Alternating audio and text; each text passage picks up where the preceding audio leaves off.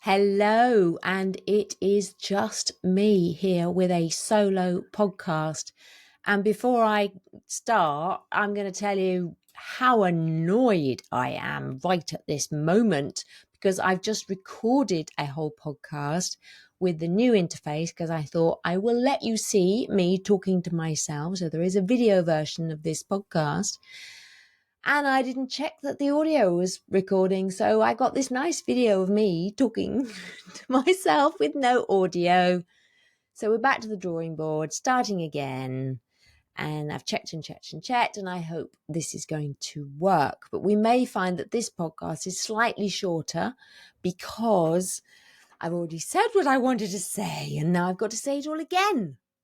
Anyway, I started off by saying that I wasn't sure that I would even be able to record this podcast this weekend because I'm recording it at the weekend before I put it out. Because yesterday we discovered, me and my husband, that someone very dear to us had died on Friday. And it had really stopped us in our tracks and we've been very, very upset about it. He was younger than me. He was 55, 2 years younger than me. The most beautiful human being. He was originally a friend of my husband. He very much became my friend as well. He was a leading light in the games industry, and he was German. And we used to go to a games conference every year. I don't tend to go so much now as I used to do. But one of the highlights of going for me was to get to spend lots of time with Uwe. And it was just a very talented, beautiful human being. And we don't know really what happened. He just collapsed and died. And literally 8 days before he died, we were having birthday dinner with him in London. He had come to London to celebrate his birthday. He was going to stay with us, and then he decided he needed a bigger bed with his wife than we could accommodate. And he wanted a bit of luxury on the side of Hyde Park. So got a hotel. We met him for his birthday for dinner. And then 8 days later, he's no longer with us. And these things always make you think about life and death and people and how important it is to hold your loved ones close and to tell people who matter to you how much they matter to you. I think Uwe knew how much he mattered to us, and we certainly knew how much we mattered to him. You know, he wanted to spend his birthday with us. But there's a big hole. There's a big hole now. He's gone. We'll never see him again. And a bit sad. And he was a sensitive, introverted soul, just like me. I know a lot of people are sort of a bit skeptical about the Myers-Briggs categorizations. And I know that for me, I have to be careful that it's not an excuse. The badge that I get is not an excuse for my behavior and for how I might be in the world. But I introduced him to Myers-Briggs, and it turned out that he was exactly the same profile as me, and neither of us was very surprised when we found that out. We're both INFJ, which is very introverted and slightly strange. But that was an extra affinity for the two of us. And yeah, gonna miss him a lot. And it's just devastating for his wife. Absolutely devastating. They had found each other latterly in life and were incredibly happy together and incredibly beautiful together. So it just makes you think, doesn't it? Makes you think you need to make the most of every moment we have, really. And I'm always conscious of that, but when this happens, even more so. And I was thinking about it as well. I think I've been very lucky. I've got to 57. He's the first friend of mine who has died. I've had older relatives die, and I experienced when my son was just 16, one of his closest friends died, and that was deeply, deeply shocking and very disturbing. But it's the first time that one of my friends has died. So that's another of life's firsts. So, but anyway, I'm doing the podcast. I'm sharing that with you, and I hope you'll forgive me for sharing that with you. Or maybe just, it's partly my message today is to, tell people they're important to you and spend time with people, because time will be gone. So, since I last did my solo podcast, we've had quite a lot of episodes on the podcast. There was some from the old season, some from the new. So I'll just run through those. Being a veteran with Kat Corchado, that was a very interesting conversation. I had never interviewed a veteran before, and it was fascinating to talk to Kat, who has made her life in Pilates since she was a veteran, but she is very conscious of the difficulties that women especially have transferring from being a veteran into civilian life. And often that happens around midlife, and she has her own podcast, Sisters in Service, which is really excellent and serves as a support for women veterans. So that was great. I talked to Pamela Windle, and I think Pamela is just incredible. That was about Black menopause and staying curious. And Pamela, like me, likes to question things. She likes to question narratives. She likes to question the negativity around menopause, but also the specific narratives around Black women and menopause. There is a survey that was done a few years back, and which everybody quotes, and there is this concept that Black women go through menopause earlier and that they have a more difficult experience of menopause. That is sort of there is a narrative out there along those lines, and Pamela is the outlier of that, because she's at 57, the same age as me, and she's still perimenopausal. She still hasn't gone through menopause. She's still menstruating. She looks after herself. She has a good diet, does lots of exercise, but she is not going through menopause earlier. And she questions that survey anyway, because it was done in the US. It was done, a particular population. It's not applicable to Black women outside of that particular population. And yet that is what has happened, that this information gets extrapolated to all Black women, and it's not. Then I interviewed Dr. Christy Ennis about staying strong and healing well, and she's a physiotherapist that I encountered when I had my problems with my knee.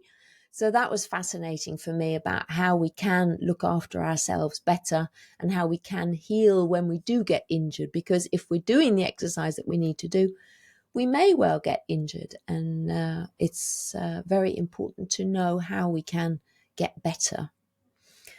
And then my latest season, this season, kicked off with the very amazing Dr. Stella Duffy. And she wasn't doctor until very recently, but she has now completed her PhD. And it's a brilliant topic. It's in the embodied experience of postmenopause. And Stella and I have been following each other on social media for years, and I'd really wanted to get her on the podcast, but she wanted to finish her PhD before she did that. And it's an absolutely brilliant conversation. Stella is the most remarkable woman. She's a best-selling novelist. She's an activist. She's a Buddhist. She's worked in theatre. She's an LGBTQ plus activist, and she had herself a very difficult early menopause experience because it was brought on by treatment for cancer in her 30s. But even with a very negative experience then, overall her perception is positive, and she loves being a postmenopausal woman like I do. And she believes that if gendered ageism wasn't such a thing in our Western society, menopause wouldn't be such a problem for us. And I, was very excited to explore that with her. And, she's done the research to show that this is the case. So she's making some very interesting observations about the environment under which we experience menopause today in the West, and is, very anti some of the negativity out there. I then had a very interesting conversation with Anne-Marie Jackson about discovering the joy of volunteering. Anne-Marie is a US expat living and working in Mexico, and we were able to talk about life in Mexico, and issues with immigration in Mexico, especially around the US border. It was very interesting to get her perspective as an American living in Mexico on the issues around the border and what people are trying to do to help migrants through Mexico, to help people in Mexico, while avoiding being a white savior, which is often the hole that we can fall into. So that was another good conversation. And then Dr. Maria Luque and on finding what works in midlife. And Maria has also done a PhD in menopause, this in finding quality of life in menopause, which you can imagine I quite like. And I love her perspective. Again, she's very curious. She's asking what's going on. She's challenging accepted narratives. She has a very interesting perspective, I think, because she has 3 very distinct cultures in her makeup. So she's of Spanish descent from Europe, but she was brought up in Germany. So her first 2 languages are German and Spanish. You can imagine culturally those are pretty different. And then she moved to the US in her 20s. She was a veteran in the US. So she is able to view some of our Anglo-Saxon Protestant approaches to aging and menopause, which I talk about in my book, which is very much the US case, from both a German and a Spanish perspective, both of which are very different, obviously. But so she brings all of this to her ability to observe the world, which I found fascinating. I'm always very interested to explore other people's approaches to how we may be experiencing getting older as women, menopause as women, and midlife in general.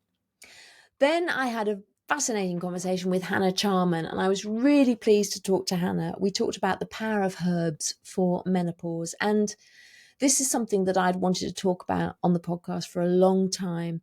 I think we tend to dismiss herbal medicine, and it actually can be really helpful, especially in menopause.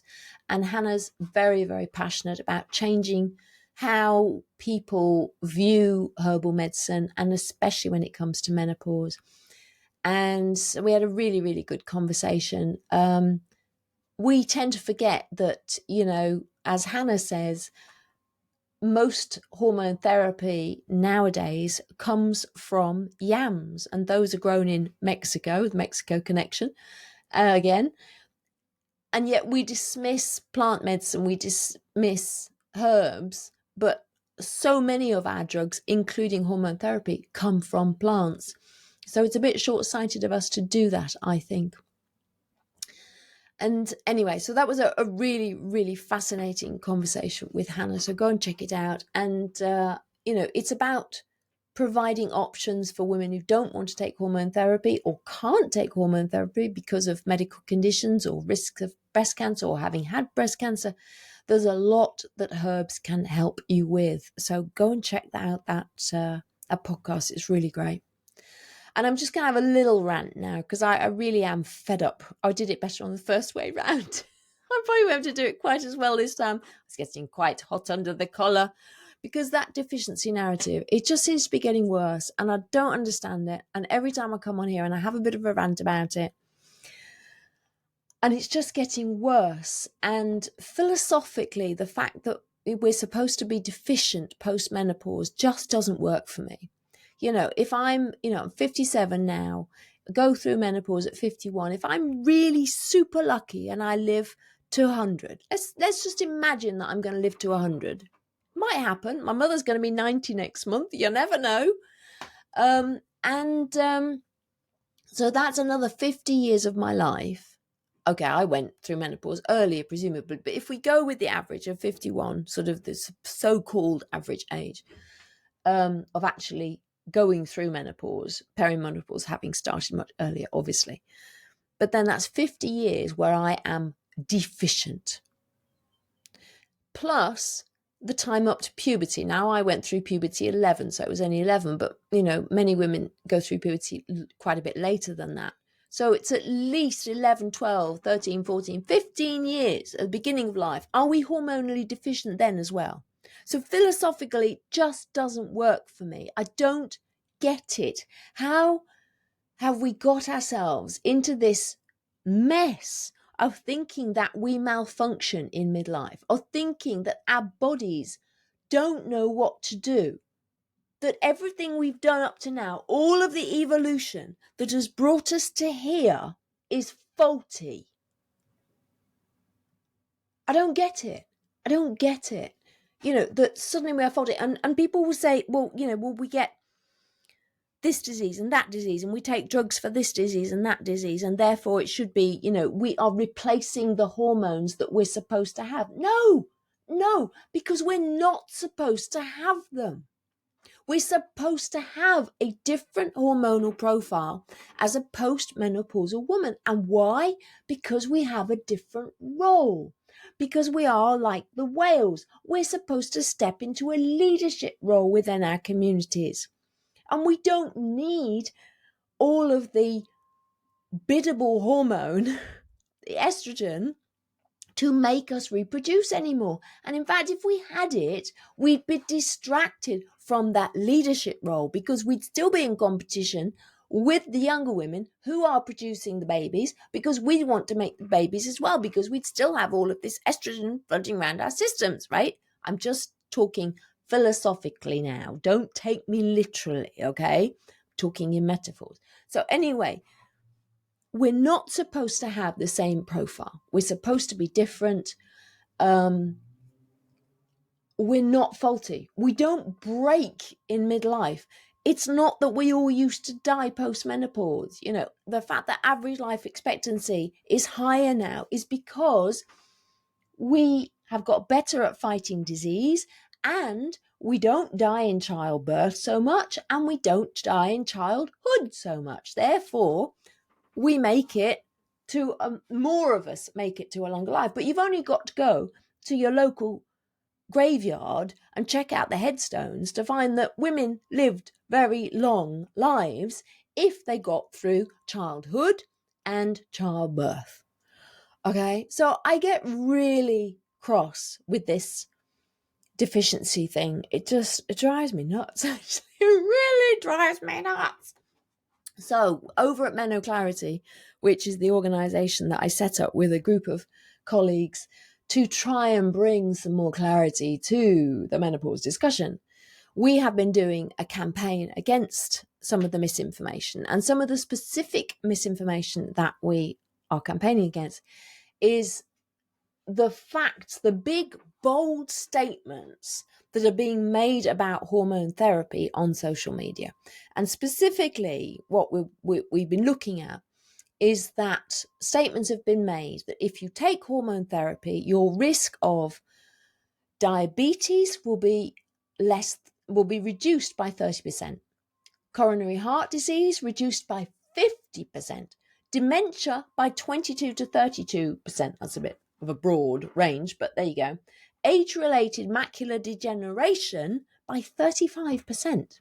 Depression by a whopping 50%. Osteoporosis by 26 to 37%. Again, quite a large range. And all-cause mortality, so everything, by 30%. So we see these things being put out there, and over at MenoClarity, we are curious. We are thinking, okay, where does this come from? Usually, these statements are put out without any research. On this occasion, they have been given research reports to back them up. So what did we do? We went and looked at the research reports, didn't we? And it took such a long time. Oh my goodness me. But now that I'm a master's student, I know how to read a research report. That is one skill I have learned. And I can even write like an academic now, which is really hard work because I like to just write all nice, pretty flowery stuff. I can't do that anymore. Every single syllable has to be referenced when you write academically. So anyway, I also know how to read these reports. So I want to just tell you one about depression. So to back up the claim that hormone therapy reduces the risk of depression by 50%, the following research paper was referenced, right? And the research paper was called Efficacy of Transdermal Estradiol and Micronized Progesterone in the Prevention of Depressive Symptoms in the Menopause Transition, a randomized clinical trial. And it was published in 2018. Now, a randomized clinical trial is thought to be better than an observational other kind of trial, right? So this presumably is going to be quite a good trial, you would think. The trial involved, wait for it, 172 participants. That's it. So they made a claim that hormone therapy reduces the risk of depression by 50%. Full stop. The trial involved 172 participants over 12 months. It was done in the US, and it was done amongst women with a mean household income of between $39,000 and $63,000. Now, if you know anything about the US, you'll know that that's not a particularly high salary, right? In fact, $39,000, a mean household income, not personal income, their household income, that would be a very low salary. So you might be a bit depressed, right? That's my point, right? 76% of the participants were white. So it wasn't broad, was it? It wasn't diverse. We don't know how old these women were either. So we concluded that it's not a large or broad enough trial to be considered scientifically significant for such a bold claim. So if you are interested in this, we basically went and looked at all of those claims that I just told you about, and we did the same exercise for each of them when we looked at the research report, and we found that none of them stack up. Now, I'm not getting into a conversation here about whether or not hormone therapy can help with depressive symptoms in menopause. I know that for some women, it may be helpful.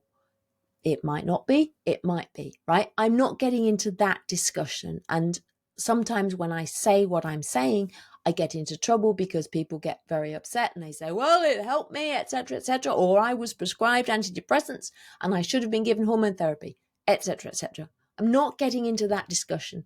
What I am saying is that the bold statement that HRT reduces the risk of depression by 50% because the following research paper says so is a load of baloney. That's what I'm saying. The research referenced to back up that big claim of 50% does not hold water. So that's what I urge you to do, is always stay curious. Go back to the source. I know you probably haven't got time. So if you find something out there, send it to me. If you're not sure about it and you think this doesn't really stack up, this doesn't make sense, I'll send it over to Rachel and add to her workload, because these things do take a long time. But you know what? I care. I care that women are being misled. I care that services and products are being sold because women are fearful. They're fearful that they're going to have all of these diseases if they don't take hormone therapy, which is rubbish, because we're not deficient. Because actually what we need to do is think, okay, if depression is going up, if dementia is going up, if osteoporosis is going up, what are we doing in our modern life to create the scenario in which that is happening? And it's very likely to be the way we're living, or the toxins in our environment, or the stress that we're coping with, or the gendered ageism that kicks in midlife, and suddenly, we're trying to be everything to everybody and we can't do it. And we fall off the perch, we fall over, because we're not looking after ourselves, because we're not eating properly, because we're drinking too much, because we're overweight. The UK is the fattest nation in Europe, and nobody wants to talk about that. Nobody wants to talk about it, and it is the proverbial elephant in the room. So if you see big, bold claims like this, please stay curious. Don't believe them. Refer them to me. Say, what do you think? Does this make any sense? And I'll go and look at it. If I have time, I'll go and look at it, because I am a little bit obsessed about this, because I care. Again, I care that women deserve to have information they can trust, not information that is designed to sell them something because they have been led to believe that they need fixing and they are broken. We are not broken. We are transitioning from one stage of our lives to another very powerful stage of our lives. We're going to be like the whales, right? We're going to be more valuable to our communities post-menopause as leaders than as breeders. Some of you will remember my 900,000 women have left work because of menopause research, which I went down the rabbit hole to find that research report, found what it was actually based on, found that that was a complete load of rubbish. It wasn't even a proper academic research report. It wasn't peer reviewed. It wasn't even correct. There were 4 things that may have meant that women left work, not just menopause. And then they lied about it. They lied. But that research that I did was referenced in a huge Australian research project by women's health organisation Jean Hales. So that was rather exciting to think that the internet had taken my little bit of research all the way to Australia. So that was very nice, you know. I know I get a bit of a bee in my bonnet, but there you go. The bee got all the way to Australia. So, changing the subject slightly, I'm at the Mind, Body, Spirit Festival on Friday, 24th of May, and I will be talking about the power of menopause. So if you're in London and you fancy coming over and hanging out, it'd be lovely to see you. Friday afternoon, Friday, 24th of May. Then on Saturday, 15th of June, I'm at the Everywoman Festival in Cardiff. And I was at this festival last year and it was absolutely brilliant. So I'll be giving the 2 workshops that I gave last year, one for women quite a lot before menopause, so they can be prepared, not scared, and one for women actually in perimenopause, so that where they know how that they can manage their symptoms naturally, if they want to, right? So if they don't want to take hormone therapy, what are the options for them managing it naturally? Or they can do the natural bit alongside the hormones, but it's giving women options, right?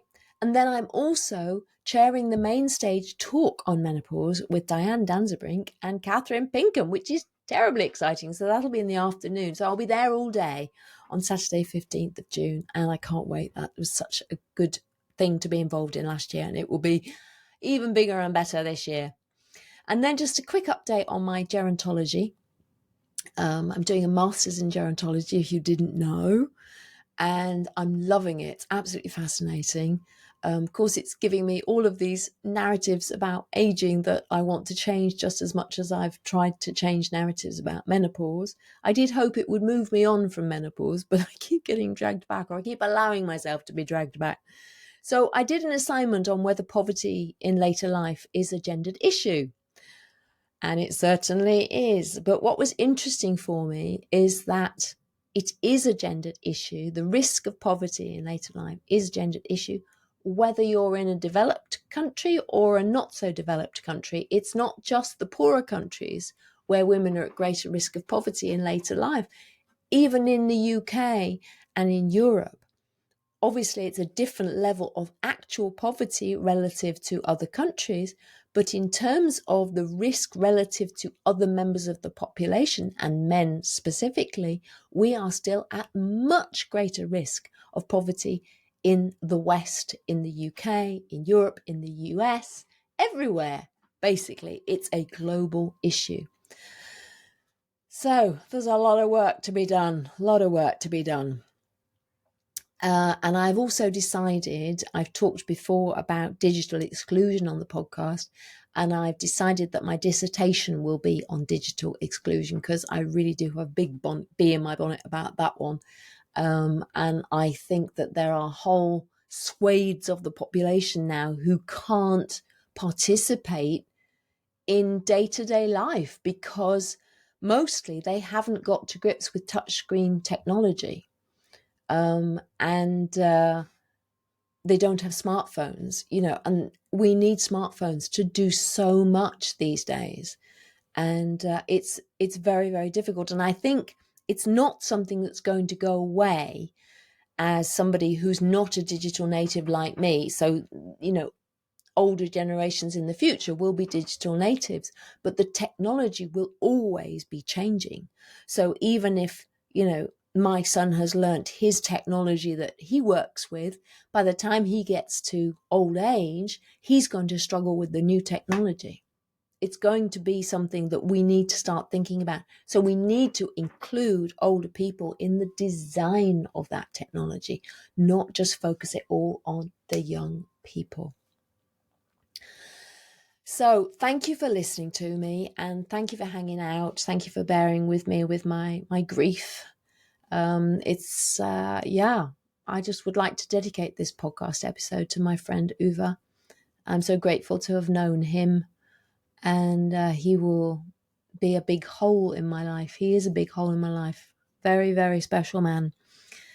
And I hope that you will tell your loved ones you love them, and you will hold them close, and you will make the most of every minute, because we never know, do we? I mean, goodness me, if you'd said to me a week ago that Uwe would no longer be part of my life, I would just have gone, really? No, it wouldn't have occurred to me. But actually, we can all go out and get hit by a bus, can't we? So it's all about staying in the moment. It's about appreciating the moment. It's appreciating what we have right now. And that's the thing that I'm learning more and more as I get older. It is all about the now, the power of the now, and making the very most of it. So thank you for hanging out with me. And as usual, I look forward to seeing you on a podcast again soon. Bye now.